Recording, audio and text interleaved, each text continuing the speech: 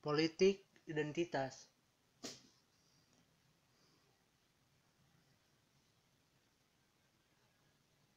Halo, saya Nendi Saifullah, mahasiswa Pendidikan Kewarganegaraan, Fakultas Pendidikan Ilmu Pengetahuan Sosial, Universitas Pendidikan Indonesia. Pada kesempatan ini, saya akan menjelaskan mengenai politik identitas. Apa itu? Istilah politik identitas kian mencuat pasca Pilkada DKI Jakarta 2017 dan bahkan menjadi bahasan di berbagai media hingga Pilpres 2019 lalu. Pembahasan ini juga seolah menjadi tren di seluruh dunia pasca kemenangan partai sayap kanan di US Election 2016 yang memenangkan pengusaha Donald Trump menjadi presiden di negara adidaya tersebut.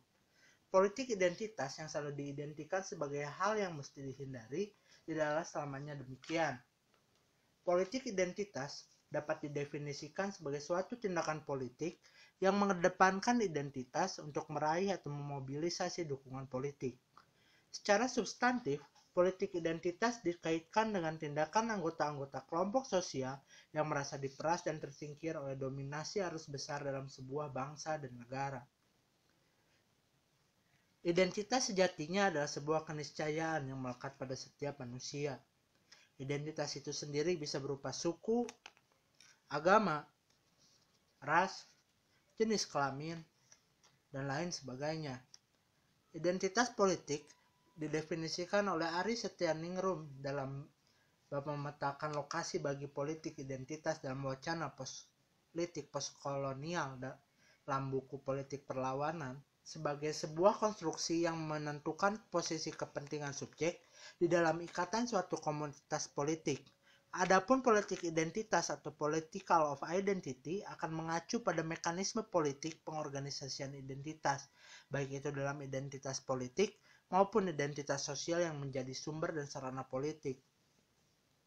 Dalam politik identitas, tentu saja ikatan primordial seperti suku, agama, ras, dan jenis kelamin mendapat peranan penting.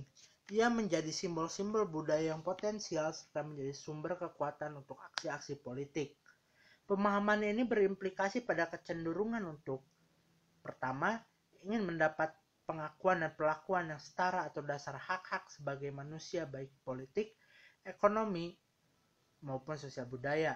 Kedua, demi menjaga dan melestarikan nilai budaya yang menjadi ciri khas kelompok yang bersangkutan.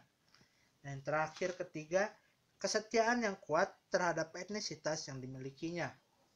Agnes Schiller dalam Politik Identitas Etnis Pergulatan Tanda Tanpa Identitas karya Ubed Abdillah telah mendefinisikan politik identitas sebagai sebuah gerakan politik yang fokus perhatiannya adalah pada suatu perbedaan sebagai suatu kategori politik yang utama, di mana sebagai kategori utamanya adalah menjadikan kebebasan, toleransi, dan free play walaupun pada akhirnya akan memunculkan pola-pola intoleransi, kekerasan, dan pertentangan etnis. Hal positif yang dapat diambil dari politik identitas adalah adanya upaya untuk tetap melestarikan nilai budaya yang menjadi ciri khas kelompok yang bersangkutan, sehingga penguatan akan budaya tidak akan luntur dan hilang. Politik identitas bagus untuk menyelamatkan bangsa dari ancaman asing seperti imperialisme dan kolonialisme. Contohnya seperti narasi nasionalisme Bung Karno yang berhasil membawa Indonesia ke pintu gerbang kemerdekaannya. Founding Fathers kita menggunakan politik identitas untuk membentuk Negara Kesatuan Republik Indonesia. Selain itu, contoh pemanfaatan positif dari politik identitas itu dapat juga berupa perjuangan kesetaraan kelompok identitas tertentu, seperti perjuangan melawan apartheid di Afrika Selatan atau yang terbaru demonstrasi Black Lives Matter di Amerika Serikat beberapa waktu lalu. Kelemahan dari gerakan politik identitas adalah adanya upaya untuk menciptakan kelompok khusus. Pada masa kontemporer ini, politik identitas selalu berkaitan dengan kepentingan kekuasaan segelintir orang.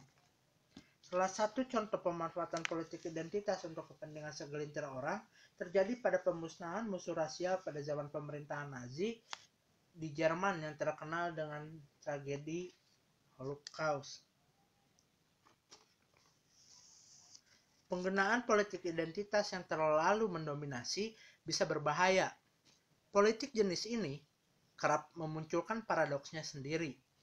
Menurut Jonathan Matthew Smucker, ahli organisasi dan strategi politik University of California, Berkeley, menjelaskan identitas kelompok yang kuat adalah pedang bermata dua.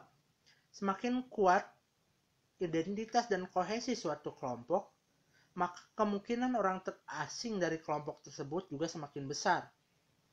Paradoks identitas politik ini menunjukkan bahwa pada saat kelompok-kelompok politik membangun identitas internal yang kuat dalam menumbuhkan komitmen perjuangan politik yang efektif, kondisi tersebut cenderung eksklusi kelompok tersebut dari masyarakat luas. Konsekuensi buruknya adalah munculnya tirani mayoritas di mana kelompok yang memiliki massa dan kekuatan yang lebih besar dan kuat cenderung akan mendominasi kelompok minoritas. Di Indonesia sendiri, politik identitas seperti dikutip dari Ahmad Syafi'i Ma'arif dalam bukunya Politik Identitas dan Masa Depan Pluralisme Indonesia menjelaskan bahwa khususnya di Indonesia, politik identitas lebih terkait dengan etnisitas, agama, ideologi, dan kepentingan-kepentingan lokal yang diwakili umumnya oleh para elit politik dengan artikulasinya masing-masing. Demikian video saya kali ini. Terima kasih telah menonton. Sampai jumpa.